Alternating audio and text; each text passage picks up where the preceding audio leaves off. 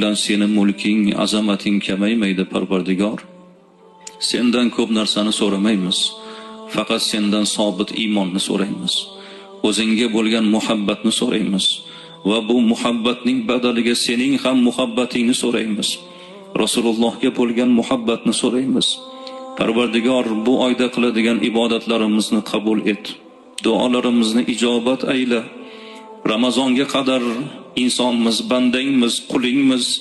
Gunoh qildik, xato qildik, isyon qildik, tug'yonga bordik. Parvardigor, o'zing kechirgin. Bilib bilmasdan qilgan xatolarimizni mag'firat ayla.